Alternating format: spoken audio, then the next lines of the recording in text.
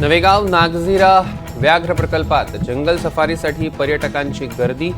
T4 या वाघिणी आणि तिचे 4 बछड्याच्या दर्शनाची पर्यटकांना भुरळ। भल्या पहाटेच पर्यटक जंगल सफारीसाठी। सांगली जिल्हा मध्यवर्ती बँकेतील 6 शाखांमध्ये 2,43,00,000 घोटाळा उघडकीस। शाखेच्या अधिकाऱ्यांवर 8 कर्मचाऱ्यांवर निलंबनाची कारवाई।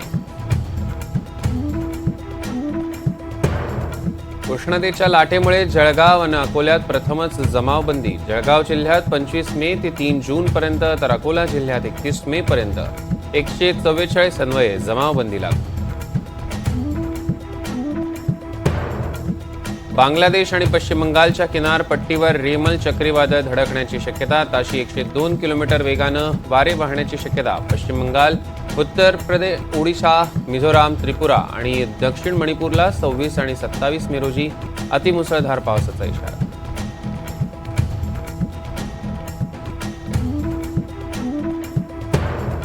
मुंबईत 10 जून तर कोकणात 15 जून दरम्यान मान्सून पोहोचण्याची शक्यता। नाशिक, अहमदनगर, पुणे, सातारा, सांगली, कोल्हापूर आणि सोलापूरमध्ये मान्सूनची शक्यता।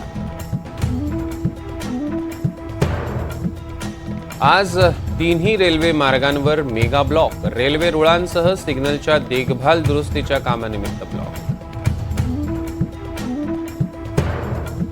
गुजरातच्या राजकोटमध्ये गेम झोनमध्ये अग्नितांडव। आगीत 27 जणांचा होरपळून मृत्यू।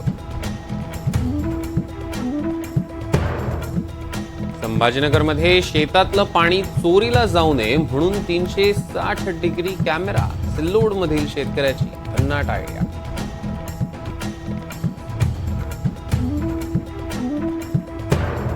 पश्चिम विदर्भात भीषण पाणी टंचाई। पश्चिम विदर्भातील 86 गावात 91 टँकरनं पाणी पुरवठा।